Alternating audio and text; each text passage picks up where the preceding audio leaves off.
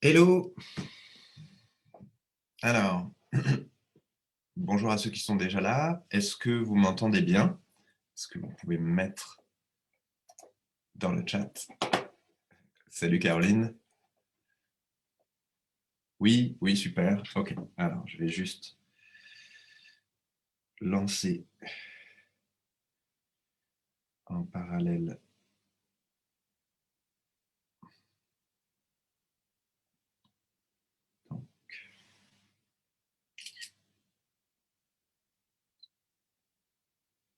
Donc, je vais juste lancer en parallèle l'Instagram Live. Alors, hop.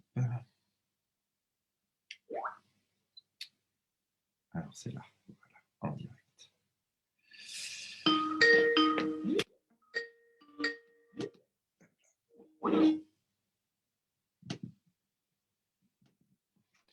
Très bien. Donc, on est en direct. Alors, j'ai fait en sorte que la connexion, elle, soit meilleure. Hop, on va faire comme ça.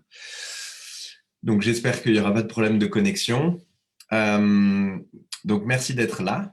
Bienvenue. Bienvenue pour le webinaire Comment éviter le burn-out.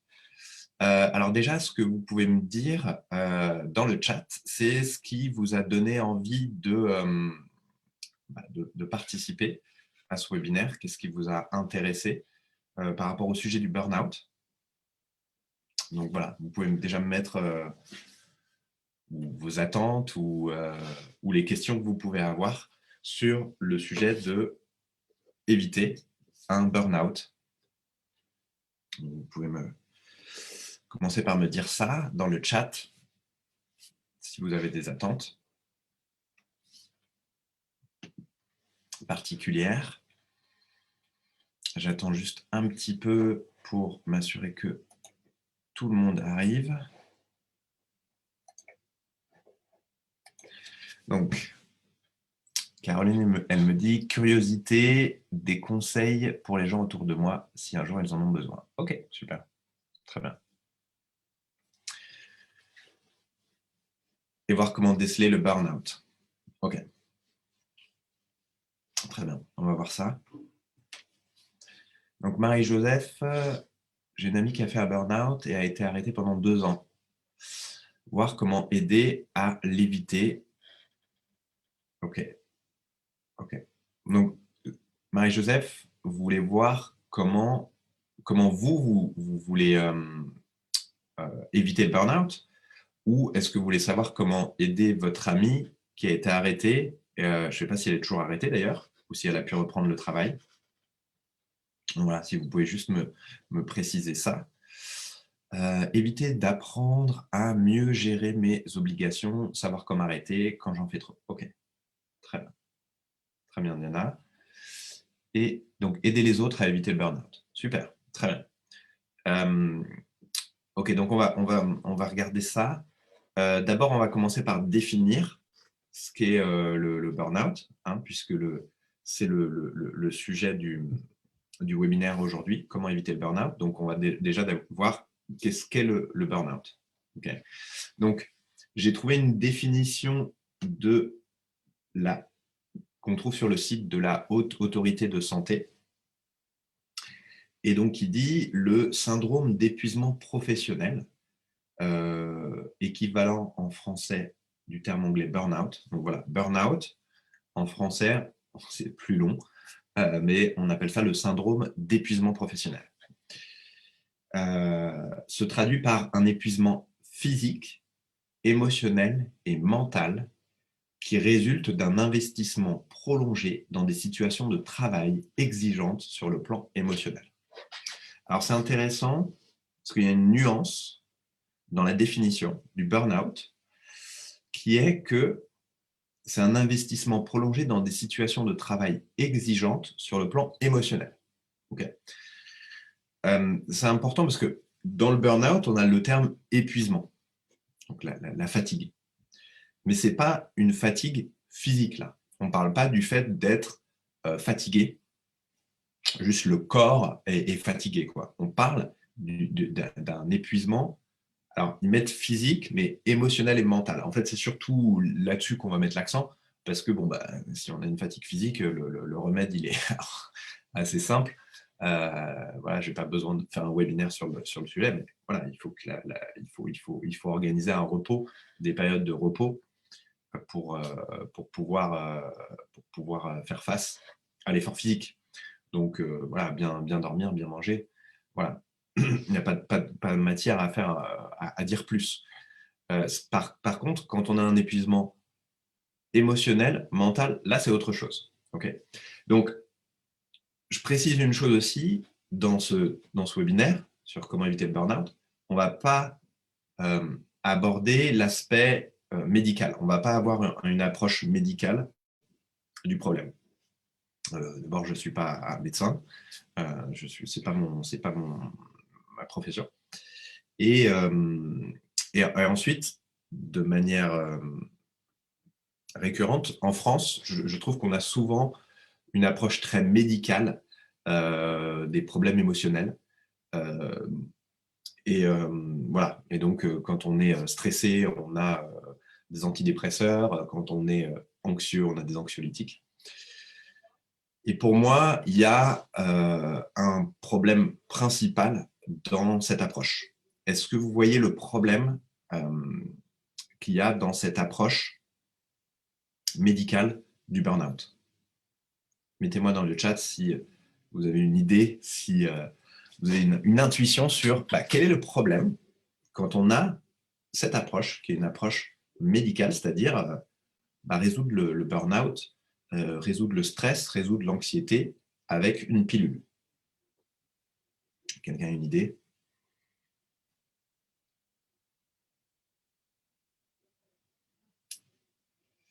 Alors, les médicaments peuvent donner encore plus de problèmes. C'est vrai. En fait, c'est vrai que quand vous regardez les notices de... Alors, c'était pas à ça que je pensais, mais c'est une bonne remarque, Caroline.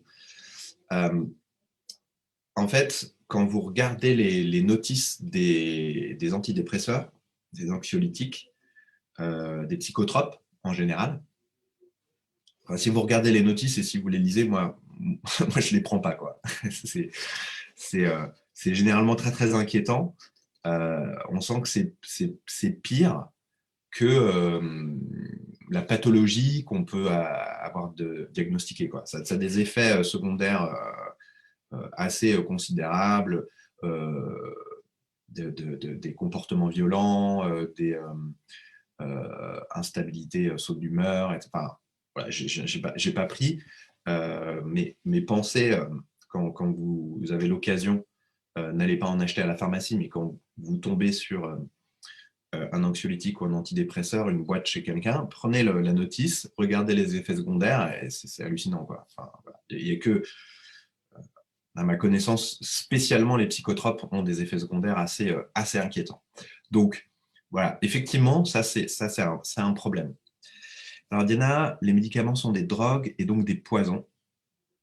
Et ça ne change pas le fond du problème. Effectivement, on approche de la question là, Diana, c'est-à-dire que ce n'est pas le fond du problème. C'est surtout l'approche médicale. En fait, la plupart des antidépresseurs, des anxiolytiques, etc., c'est des sortes d'anesthésiants émotionnels. C'est-à-dire que ça vous fait moins sentir les émotions. Donc, vous êtes moins, comment je dire, excité émotionnellement, ou vous être moins affecté émotionnellement, mais en fait, ça anesthésie toutes les émotions. Donc, vous éprouvez moins de plaisir et de joie, et voilà quoi. L'antidépresseur, l'anxiolytique, il ne fait pas la distinction entre les émotions positives et les émotions négatives. Il anesthésie tout. Et surtout, ça ne règle pas le problème.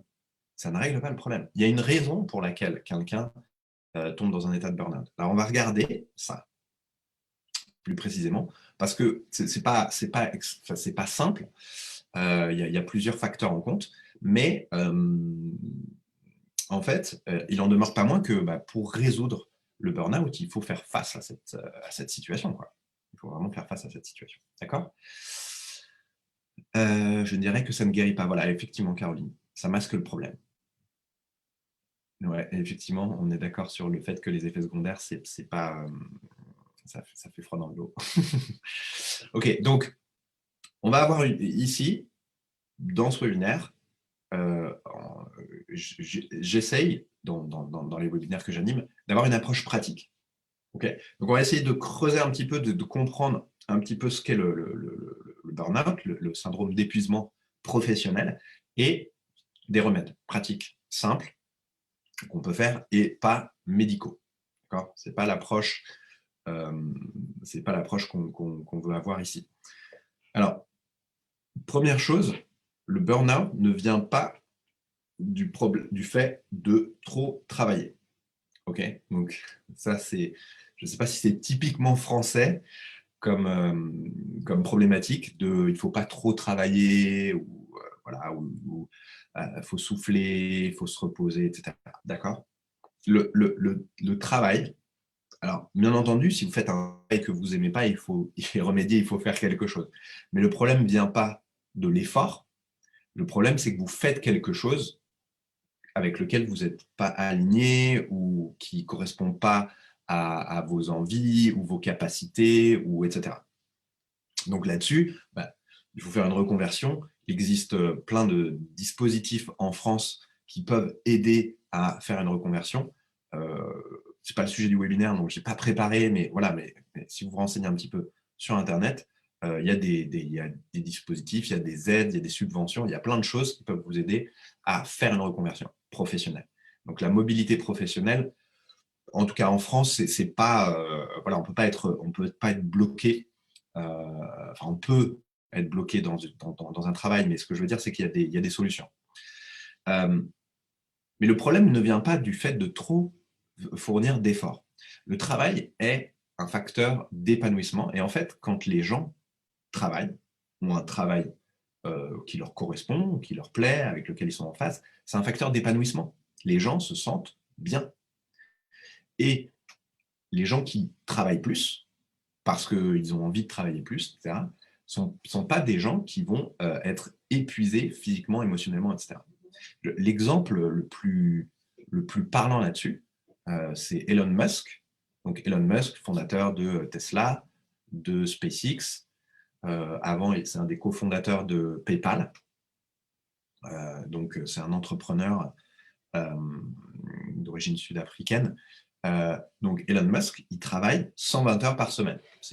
Voilà, il le fait savoir un petit peu, il l'a fait savoir. Et puis quand on voit le nombre de projets, le nombre d'entreprises sur lesquelles il travaille, on comprend que voilà, il n'est pas malheureux. Il n'a pas l'air malheureux. Bien entendu, il y a des moments où il doit avoir des coups de mou, ou des moments où il passe il a des difficultés, il y a des choses dans sa vie qui ne vont pas. Mais globalement, quand vous le regardez, si vous le suivez, si vous suivez sur son compte Twitter, si vous regardez un petit peu comment il va bien dans la vie. C'est quelqu'un qui va bien. Il travaille beaucoup. Vous pouvez prendre. Alors, après, je peux prendre des entrepreneurs très célèbres. C'est pas forcément le bon exemple, mais si vous regardez autour de vous, vous avez peut-être des gens qui travaillent beaucoup. Il faut savoir mettre un équilibre dans sa vie, mais ils ne sont pas épuisés, quoi. Et en tout cas, ils ne sont pas épuisés moralement, émotionnellement. En tout cas, ce n'est pas le seul facteur. Ce n'est pas une question de trop travailler. Le travail, enfin voilà, si vous travaillez beaucoup, si vous êtes très productif, généralement, on est plus en forme. En tout cas, moi, je l'observe à titre personnel. En ce moment, moi, j'ai une période intense d'activité. Je me sens mieux, je me sens plus en forme que dans des périodes où voilà, je travaillais peu, où j'étais adolescent ou adulte, et où j'avais pas de travail, où j'avais des périodes même de vacances, quoi. Enfin, voilà, si les vacances durent trop longtemps, vous voyez que on s'ennuie, quoi. À un moment, on tourne à vide. Okay, donc le problème ne vient pas de là. Le problème, il est de deux ordres. Le problème, c'est que, en fait, quand on a un épuisement, alors là, je vais prendre des informations qui se trouvent là-dedans, dans ce livre qui s'appelle Les problèmes du travail, où il parle un peu de l'épuisement et d'où ça vient, quoi.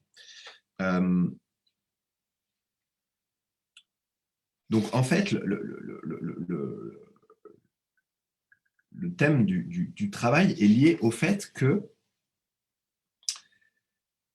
il n'y a pas de diminution graduelle de l'énergie d'un individu. C'est-à-dire que l'énergie d'un individu ne diminue pas. Voilà, c'est ce que je disais. Donc, on ne s'épuise pas simplement parce qu'on a travaillé trop longtemps ou trop dur. On s'épuise quand on a travaillé suffisamment longtemps pour réactiver une vieille blessure. Okay. L'épuisement va être une des caractéristiques de cette blessure. En fait, au cours de sa vie, on accumule des échecs, des expériences douloureuses, des chagrins, etc.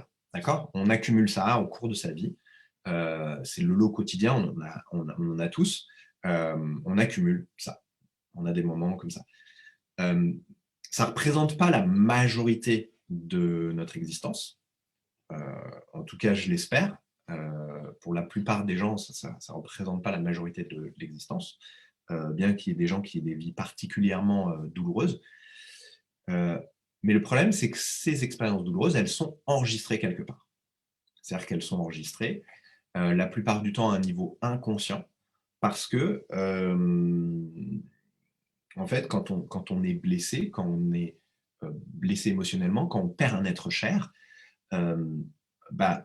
la partie consciente du mental, la partie consciente, le mental, c'est l'ordinateur qui se trouve dans la tête et qui permet de poser et résoudre les situations qu'on rencontre, poser et résoudre les problèmes qu'on rencontre dans la vie et trouver des solutions pour ça.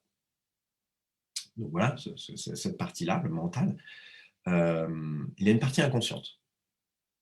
Et quand une expérience, un événement est trop douloureux, une rupture, la perte d'un être cher, donc là on parle des événements les plus douloureux, perdre son grand-père, sa grand-mère, son père, sa mère, un ami, voilà, c'est des expériences très douloureuses, et ben en fait la partie consciente se déconnecte et l'expérience douloureuse elle est enregistrée à un niveau inconscient. Et quand elle est enregistrée, elle peut malheureusement être réactivée par la vie avec des facteurs de similarité, etc. Et elle va être réactivée dans la vie dans certaines circonstances précises. Donc c'est là où la fatigue physique, elle peut jouer. C'est que, en fait, quand on est en moins bonne forme, quand on est stressé, fatigué, etc., on va être plus sensible et ces expériences douloureuses, elles peuvent là plus se réactiver. Ok? Donc, Caroline, elle met ouais, mental analytique et mental réactif, exactement. Donc, pour clarifier, pour ceux qui ne sont pas familiers avec ce terme, la partie qui pose et résout les problèmes de la vie, c'est ce qu'on appelle le mental analytique. D'accord? C'est comme un ordinateur qu'on a dans la tête qui, par rapport à une expérience donnée,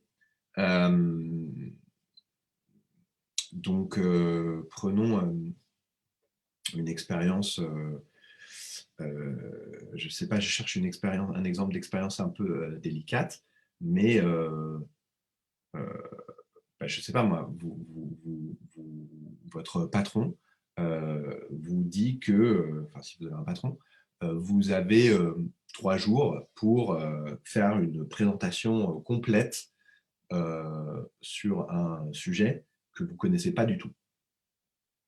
Mais le mental analytique va poser le problème, donc ok, donc je dois faire les recherches, je dois faire la présentation, etc. J'ai 3 jours, j'ai tant de choses à faire, et il va vous mettre une solution. Et ben voilà, donc là j'arrête tout ce que je suis en train de faire, je commence à faire les recherches, je fais toutes les recherches en un après-midi, le lendemain je travaille mon exposé, et le 3e jour, je m'exerce à faire cette présentation, etc. Bon, je donne un exemple un peu bateau, je ne l'avais pas préparé ça, mais vous voyez, le mental analytique, il pose et résout les problèmes.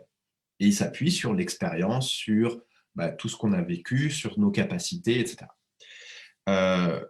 Quand on a des expériences douloureuses, cette partie-là, elle se déconnecte c'est un peu comme un disjoncteur. Il y a de la douleur, c'est trop de charge, et hop, cette partie-là, elle se déconnecte, et il y a une partie plus robuste qui prend le relais, qui s'appelle le mental réactif. C'est la partie inconsciente, c'est l'inconscient, en fait. Et elle enregistre les expériences douloureuses. Et ça, plus tard, ça peut être réactivé, ces expériences-là. Et en fait, c'est ce qui se passe dans le burn-out. C'est que quelque chose dans son travail est dû au fait que, à cause de la fatigue physique ou d'une mauvaise forme, quelque chose réactive ça. Okay. On va voir qu'il y a un autre facteur qui peut être une cause de burn-out, mais c'est de ça dont on parle. Donc, voilà, en fait, on a donc cette accumulation de blessures et de chocs liés à la vie, et qui fait que, hop, ça peut être réactivé. Okay. Et à partir de ce moment-là, la personne dans son travail, elle est moins tournée vers l'extérieur. Donc là, on va revenir à l'extraversion. Elle est trop tournée vers l'intérieur. Elle est au milieu de cette expérience douloureuse ou de ces expériences douloureuses réactivées sans qu'elle en ait pleinement conscience. Parce que si elle en avait conscience et si elle se disait, mais en fait, ce qui se passe, c'est que là, mon travail, il réveille des vieilles blessures, hop, il pourrait plus facilement s'en détacher, quoi. Mais il n'en a pas conscience. Il n'en a pas conscience. Bon, ça c'est bien, parce que j'ai l'impression que la connexion, elle fonctionne bien. Est-ce que c'est clair jusqu'ici? Est-ce que vous avez besoin que je détaille? Mettez-moi dans le chat si j'étais un peu vite, si oui c'est bon, super, très clair, ok.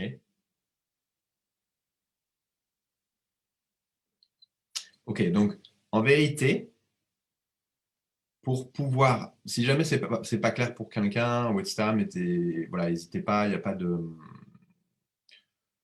Enfin, voilà, quoi, on n'a pas une question de se dire, ah ouais, non, mais les autres ont compris, moi, j'ai pas compris. Allez-y, hein, ok. Je suis là pour faire quelque chose qui est vivant. Donc, la solution ultime, ce serait de pouvoir toucher ces expériences douloureuses et les décharger, d'accord, se libérer de ces expériences douloureuses. Parce que si elles ne sont pas présentes, eh ben, on ne va pas avoir d'épuisement émotionnel.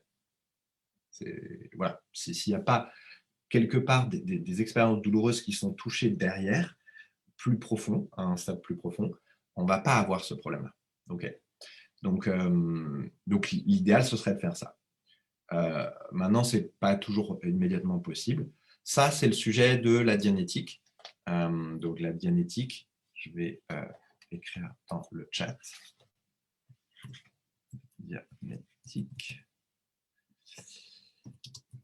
Puissance de la pensée sur le corps.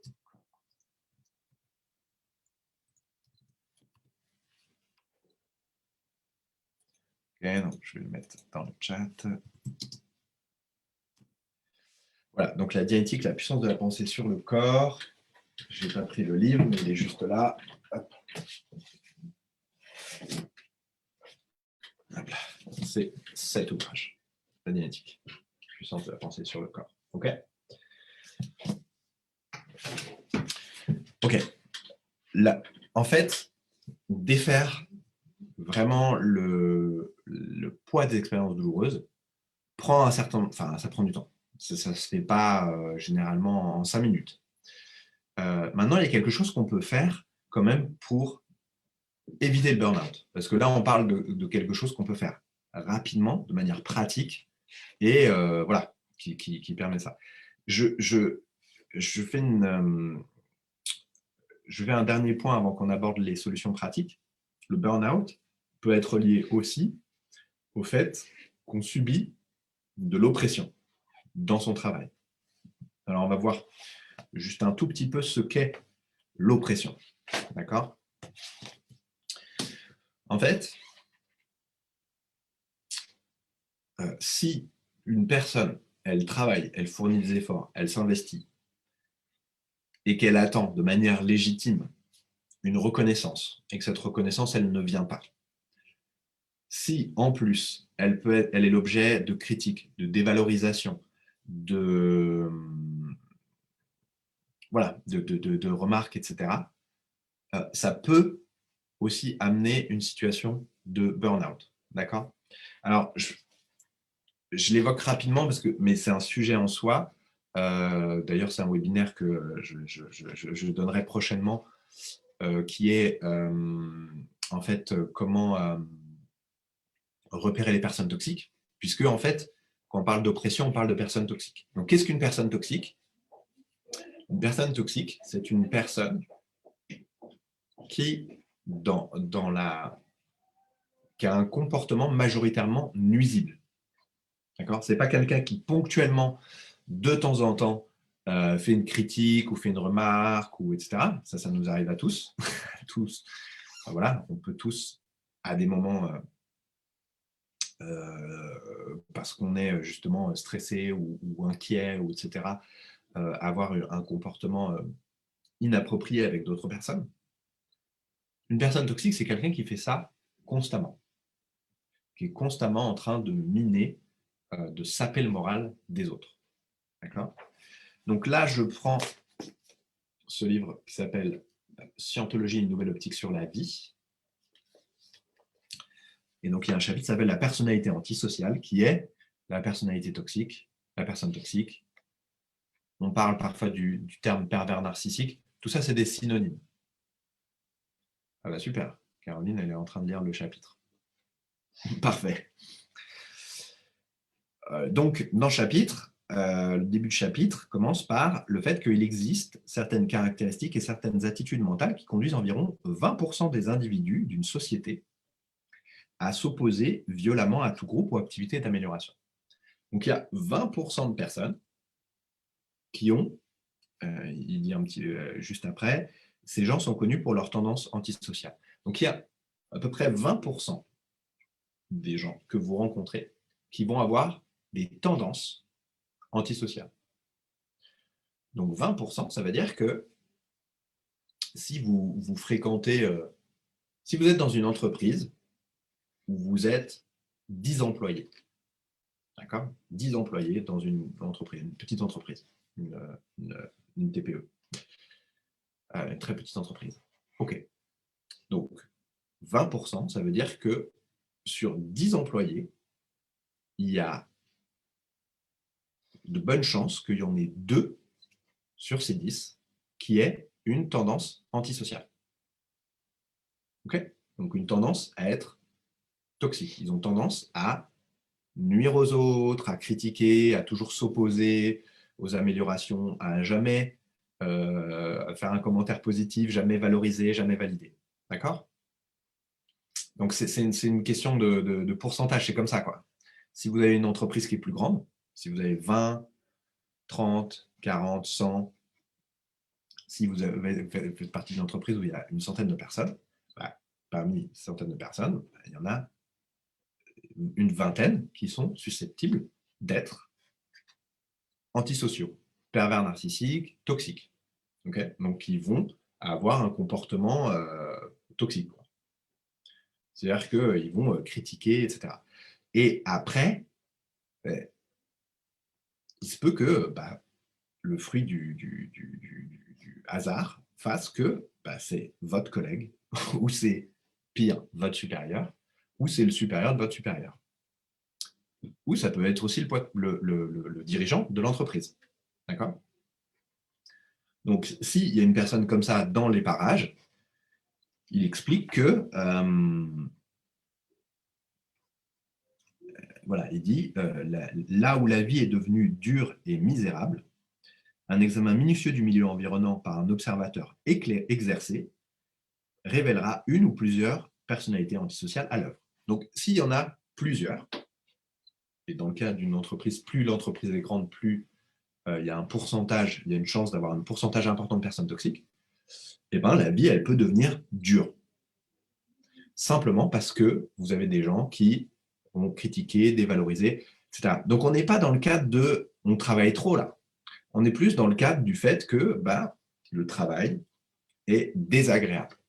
Parce qu'il n'y a pas de reconnaissance, parce qu'il y a des critiques, parce qu'on dévalorise, on vous dévalorise, on met, on sabote votre travail, il y a des intrigues politiques, où voilà, on plante des couteaux dans le dos parce qu'on veut prendre la promotion, etc. Voilà. Donc ça, simplement parce qu'il y a des personnes toxiques dans l'environnement. Okay, donc, le burn-out, essentiellement, l'épuisement physique, surtout émotionnel et mental, va venir de là. Va venir du fait que soit l'environnement de travail ou la situation de travail, elle réactive des blessures plus anciennes, soit il y a des personnalités antisociales à l'œuvre, soit les deux. Ok ? Est-ce que c'est clair jusqu'ici? On est tout bon? Ok, super Caroline. Ok, très bien. Donc maintenant, on va passer aux solutions. Okay, on va passer aux remèdes qui ne sont pas médicaux. Ok.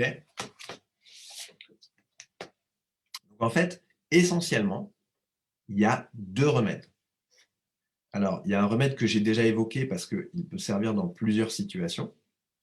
Il peut servir, comme dans le cas pour surmonter une rupture amoureuse, mais le point là pour lequel il a été défini, c'est surtout dans le cadre justement professionnel. Et c'est dans le fait de remédier au burn-out, remédier à l'épuisement nerveux. Et donc, ça s'appelle faire une promenade. Ok. Donc, j'en ai déjà parlé. Je vais parler d'un autre procédé dont je n'ai pas parlé dans les webinaires précédents. Donc voilà, si vous n'avez pas vu les webinaires, si vous avez vu les webinaires précédents, je vais évoquer un autre procédé juste après qui permet aussi de remédier à la fatigue nerveuse. Donc il dit, voilà, lorsqu'on se sent fatigué à la fin de son travail, même si on est presque prêt à s'écrouler à la simple pensée d'agir ainsi, on doit sortir faire une promenade dans le quartier jusqu'à ce que l'on se sente reposé. On doit, en somme, faire une promenade dans le quartier et regarder les choses jusqu'à ce qu'on voit celles auprès desquelles on marche. Peu importe la longueur de la promenade, on doit continuer à marcher jusqu'à ce qu'on se sente mieux. Donc, il faut se forcer à regarder les choses. D'accord ? C'est vraiment important. Faire une promenade, c'est pas juste faire un tour, c'est on se force à regarder les choses autour de soi, les voitures, les arbres, le trottoir, les gens, etc. Donc on se force à regarder les choses, d'accord ? On force son intention à s'extravertir. On fait en sorte d'arrêter de regarder à l'intérieur parce que le burn-out, c'est une des conséquences du burn-out, c'est qu'on est complètement dans sa tête, quoi. On est dans ses pensées, c'est comme un procédé d'assistance. Exactement, Diana. C'est comme un procédé d'assistance. En fait, il y a un procédé d'assistance qui s'appelle le procédé de localisation, qui est très très proche de ce procédé, qui est une variante de ce procédé, en fait. Enfin, les deux procédés sont des variantes. Le procédé de localisation, alors ça, j'en ai parlé dans le webinaire précédent, celui que j'ai fait mardi dernier, mais où on va regarder certaines choses très précises de l'environnement. Donc oui, complètement. C'est comme un procédé d'assistance. Alors, donc on découvrira, chemin faisant, qu'on commence tout d'abord par se ranimer. Alors, voilà ce qui se passe dans le procédé. C'est important de voir qu'on va passer à travers des phases pendant qu'on fait le procédé faire une promenade. Donc, on découvrira, chemin faisant, qu'on commence tout d'abord par se ranimer. Okay, donc, au début, hop, on se sent un petit peu plus, on se sent un petit peu mieux. Okay, puis, qu'on devient beaucoup plus fatigué. Et donc, juste après, hop, la fatigue, voilà, ça tombe sur les épaules. Okay, on deviendra suffisamment fatigué pour savoir, entre guillemets, à ce moment-là, qu'il est temps d'aller se coucher et d'avoir une bonne nuit de sommeil. Donc là, hop, on commence à se réveiller, et puis d'un seul coup, bam, fatigue. Et on se dit, bah là, il vaut mieux que je rentre. Ben, c'est justement pas le moment d'arrêter. D'accord? Il dit voilà, mais ce n'est pas du tout le moment d'arrêter de marcher puisqu'on est en train de traverser l'épuisement. On est en train d'en venir à bout en marchant. On n'est pas en train de résoudre l'épuisement par de l'exercice physique. L'exercice physique a toujours semblé être le facteur le plus important pour les gens, mais l'exercice en soi est relativement peu important. Ce qui importe, c'est de détacher son attention de son travail pour la reporter sur le monde matériel dans lequel on vit. Ok? C'est vraiment le point. C'est intéressant parce que, en fait, souvent les gens aiment faire du sport parce qu'ils ont l'impression que le fait de faire du sport leur permet de s'extravertir. Et c'est pas complètement vrai. C'est-à-dire que oui, l'aspect physique, l'aspect exercice physique n'est pas l'élément principal. Ce qui se passe aussi dans le sport, c'est que comme on est en train on est en compétition avec d'autres personnes, enfin voilà, il y a des règles du jeu, il y a un objectif, etc. Ça extravertit l'attention en fait, le sport. D'accord? Même si. Et d'ailleurs, si on court et qu'on n'extravertit pas l'attention, on verra que le sport fait moins de bien qu'un sport où on extravertit son attention. Si on court et qu'on fait vraiment attention à ce qui se passe autour de soi, par exemple. Okay. Donc, l'objectif, c'est en fait de faire en sorte de détacher l'attention de l'intérieur et de l'amener vers l'extérieur. Okay. Donc ça, c'est le premier point, c'est faire une promenade. Et ça marche pour le travail, mais ça marche pour d'autres phénomènes d'introversion. Donc j'avais parlé du phénomène qui suit une rupture amoureuse. Quand on a son attention trop fixée sur une personne qui nous a quittés, voilà, c'est quand quelqu'un est préoccupé par un problème. J'en avais parlé aussi dans le webinaire comment aider efficacement ses amis. Voilà, quelqu'un qui vient de subir une perte, voilà, faire une promenade, c'est un très très bon remède. Pourquoi? Parce que ça permet d'extravertir l'attention et le fait d'extravertir son attention, de mettre son attention vers l'extérieur est très bénéfique. Ouais, merci Caroline. C'est vrai que Caroline, c'est une participante fidèle des webinaires, donc merci. Ok, très bien. Alors, on va regarder un autre procédé. Donc, le deuxième procédé, il est similaire dans son objectif, mais il porte sur autre chose. D'accord? Et il s'appelle Regardez-les. Donc, c'est toujours extrait de ce livre qui s'appelle Les problèmes du travail et il y a un chapitre qui s'appelle L'épuisement. D'accord? Donc, l'épuisement. Je montre, c'est ce chapitre-là, l'épuisement, qui traite de ce qu'on appelle le burn-out. C'est le sujet, le burn-out étant un terme un peu plus moderne, un peu plus récent, quoi, un peu plus à la mode pour désigner l'épuisement nerveux. Donc, regardez-les. Si on a passé toute la journée à s'entretenir avec des gens, à leur vendre quelque chose ou à s'occuper de gens difficiles, ce qu'il ne faut pas faire, c'est fuir tous les gens au monde. Okay. Donc, on a passé sa journée avec des gens difficiles. Donc, je prends l'exemple d'un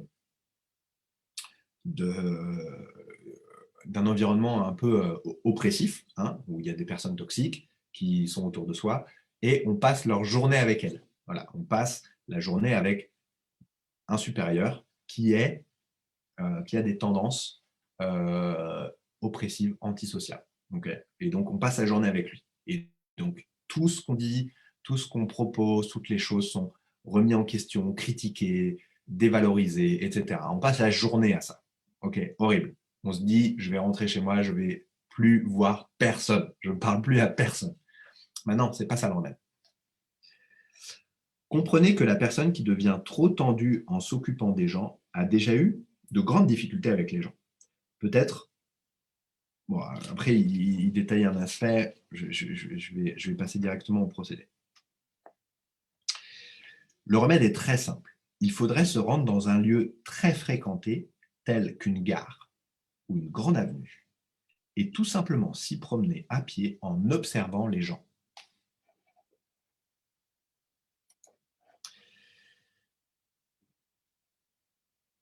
Donc il dit, voilà, il suffit de regarder les gens, voilà tout. On découvrira, au bout d'un certain temps, qu'on pense que les gens ne sont pas si méchants que ça. Et on adoptera alors une attitude beaucoup plus aimable envers les autres. Alors je reviens un peu en arrière. En fait, il explique quelque chose, c'est que, en fait, quand on rentre dans cette attitude de je veux plus voir personne, c'est que on sait, notre attention, elle s'est fixée que sur quelques personnes. Là, en l'occurrence, la situation que je donnais, c'est le supérieur, critique, négatif, qui dévalorise, etc. Et si notre attention, elle se fixe sur cette personne-là, bah, c'est sûr qu'après, on n'a plus envie de voir personne. On n'a pas envie de voir d'autres personnes qui vont faire la même chose. Okay, donc l'attention, elle est fixée sur une ou quelques personnes difficiles dont on a eu à faire, dont on a eu à s'occuper dans la journée. Et donc, regardez-les, ce procédé va amener la personne à détacher son attention. D'accord? Donc là, il faut aller de préférence dans un endroit où il y a beaucoup de monde. Ok. Bon, moi, je peux vous donner un exemple. Je suis allé. Alors moi, c'est facile parce que à Paris, il y a plein d'endroits où il y a plein de gens. Mais par exemple, vous allez à la gare Saint-Lazare, qui est la gare où il y a le plus de monde, si vous êtes sur Paris, et ça marche très très bien. Vous pouvez complètement faire ce procédé. Oui, faut faire vite avant le confinement. Oui, c'est vrai, Diana. C'est-à-dire que c'est un peu la difficulté. Vous allez vous balader au supermarché, quoi. Il faut aller à l'hypermarché pour croiser les gens. Mais oui, c'est un peu la difficulté. Bon, dans ce cas-là, vous pouvez toujours, la possibilité, c'est qu'on peut toujours faire une promenade, hein, le premier procédé, parce que là, il n'y a pas besoin qu'il y ait des gens, hein, faire une promenade. Voilà, mais effectivement, on a un petit peu quelques barrières dans la période qu'on vit en ce moment. Donc, on découvrira au bout d'un certain temps qu'on pense que les gens ne sont pas si méchants que ça, et on adoptera alors une attitude beaucoup plus aimable envers les autres. Plus important encore, la situation suscitée par le travail où on est trop tendu avec les gens tendra à s'estomper si on prend l'habitude d'agir ainsi tous les jours en fin d'après-midi pendant quelques semaines. Après, il y a un facteur de régularité. Aussi bien pour le procédé faire une promenade que regardez-les, c'est un procédé que vous pouvez faire tous les jours. En fait. Vous pouvez faire tous les jours. C'est pas énormément, ça prend pas énormément de temps, enfin ça prend pas tant de temps que ça. Faire une promenade, si vous le faites régulièrement, ça vous prend 10-15 minutes, etc. Vous pouvez aussi faire juste l'attention, si vous avez à marcher pour vous rendre à votre travail, de faire le procédé pendant que vous marchez en allant à votre travail. Plutôt que d'être déjà dans votre travail, dans les tâches que vous avez à faire, etc., et d'avoir beaucoup d'introversion, plutôt que ça, pensez à regarder les choses autour de vous. Pensez à observer, etc. Et peut-être prenez un petit peu plus de temps, allez un petit peu plus en avance au travail, ou quand vous sortez, prenez un petit peu plus de temps pour faire une promenade un peu plus longue, jusqu'à ce que vous sentiez que vous évacuez l'épuisement, la fatigue nerveuse. Ou le procédé, regardez-les. Ok. Alors, il dit que c'est intéressant notamment pour les vendeurs. C'est un procédé intéressant pour les vendeurs. Pourquoi? Parce qu'ils sont plus susceptibles de s'occuper de gens difficiles. C'est pour ça. Ils sont plus en contact que certaines professions, mais c'est aussi valable pour un réceptionniste ou une réceptionniste, c'est aussi valable pour un secrétaire ou une secrétaire, enfin voilà. Euh, Toutes les professions où on a beaucoup à faire à des gens, je recommande vraiment de faire ce procédé, regardez-les. Euh, ça va diminuer la tension récurrente au travail. Même si vous avez des personnes négatives dans l'entourage. Maintenant, si vous avez des personnes négatives dans l'entourage, à un moment, il faudrait voir pour prendre en main la situation. Bon, ça serait presque le sujet d'un autre webinaire, donc je ne vais pas rentrer dans le détail là-dessus, mais peut-être on l'abordera dans un prochain webinaire. Alors, est-ce que c'est clair? Est-ce que vous avez des questions? Des remarques, des prises de conscience? Voilà, des choses auxquelles ça vous a fait penser?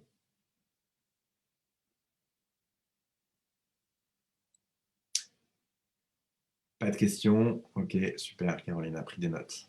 Très bien. Donc, je récapitule les deux approches. La première, donc on avait déjà vu dans des webinaires précédents, qui est le procédé faire une promenade. On fait une promenade dans le quartier et on se force à regarder les choses autour de soi. Et donc, on va passer par des phases où on commence d'abord par se ranimer, puis après on se sent beaucoup plus fatigué. Et donc là, on a l'impression qu'il faut qu'on arrête, qu'on rentre et qu'on se couche. Et ce n'est pas du tout le moment d'arrêter le procédé. Il faut qu'on continue à faire ce procédé. D'ailleurs, on aura peut-être envie de bâiller, on aura peut-être des choses qui se passent, mais on continue le procédé jusqu'à traverser l'épuisement et jusqu'à se sentir bien. D'accord? Donc, voilà, c'est vraiment le procédé. On le fait et on continue jusqu'à ce qu'on se sente bien, jusqu'à ce qu'on ne se sente plus fatigué, nerveusement. Après, si on a beaucoup travaillé, etc., on peut sentir un peu le corps avec des courbatures et tout ça, c'est autre chose, c'est mécanique, c'est physique. Mais en tout cas, on se sent plus... on se sent, en fait, un des critères pour voir que le procédé est fini, c'est que vous vous sentez mentalement disponible pour autre chose. Et vous pourriez totalement démarrer une nouvelle activité en rentrant chez vous. Un projet personnel ou voilà, une activité artistique ou quelque chose. Okay, et l'autre procédé qui s'appelle « Regardez-les ». Donc, vous vous rendez dans un endroit où il y a beaucoup de gens et vous les regardez. Vous regardez les gens. Okay, c'est pas compliqué, hein, simplement vous circulez et vous, dans l'espace, la grande avenue, la gare, enfin, l'endroit où il y a des gens, l'hypermarché, et vous regardez les gens. Okay, et à un moment, vous aurez l'impression, vous aurez le sentiment que finalement, les gens ne sont pas si méchants que ça. Et là, c'est le moment pour arrêter le procédé. Alors, donc, Marie-Joseph, il y a de bons médecins. Celui de l'ami dont je vous ai parlé avait donné comme prescription de faire 10 000 pas par jour. Effectivement. Effectivement. Alors, encore une fois, c'est important qu'en même temps qu'on fait les 10 000 pas par jour, on regarde vers l'extérieur. Je connais je connais des situations de personnes qui peuvent faire des promenades et rester bloqués dans leur tête et dans leurs pensées. Donc, il y a ce facteur-là, mais c'est sûr que c'est une bien meilleure prescription qu'un anxiolytique ou un antidépresseur. Et Diana qui dit « Je vais prendre soin de mettre mon attention à l'extérieur ». Pour que vous sachiez, moi, c'est des procédés que je fais tous les jours quasiment. Voilà quoi. Quand ça va pas bien, quand ça va pas bien, quand j'ai une mauvaise nouvelle, etc., je sors faire un tour. Voilà, c'est simple, c'est un remède, c'est pas compliqué. Et quand j'ai l'occasion de faire une balade, je vais faire attention de mettre mon attention vers l'extérieur. Oui, voilà, effectivement, Marie-Joseph, très bien. Elle dit, mais ce n'est pas encore le procédé cité. Exactement. Exactement, ce n'est pas encore exactement le procédé. Bon, très bien. Si vous avez des questions, c'est le moment. Sinon, je vais mettre fin à ce webinaire. Encore merci de l'avoir suivi. Mardi prochain, est-ce qu'on a déjà déterminé le webinaire qu'on va faire? On va envoyer un programme. Mais en tout cas, je peux vous dire que le prochain webinaire, c'est mercredi soir, qui s'appelle « Enlever les freins et réaliser ses buts ». Donc, si vous souhaitez vous inscrire, vous ne recevez pas déjà le programme, vous pouvez envoyer votre adresse email en message Alors là, je m'adresse plus aux personnes qui sont sur Instagram, parce que normalement, les personnes qui sont inscrites sur Zoom, elles reçoivent le programme. Donc, vous envoyez un message, vous envoyez votre adresse email par message privé, ouais, par message privé. Et donc, c'est mercredi, donc c'est demain à 19h30. Je regarde si je peux vous dire le webinaire d'après. Donc voilà, mercredi, comment enlever les freins, 19h30. Voilà. Et samedi, on aura un webinaire qui s'appelle à 14h, le meilleur moyen d'avoir un futur, c'est de le créer. Eh bien, merci Caroline. Super. Ben, merci Diana. Parfait. Ben voilà, je vous souhaite une bonne journée et ben, je vous dis à très bientôt pour des prochains webinaires. Ciao.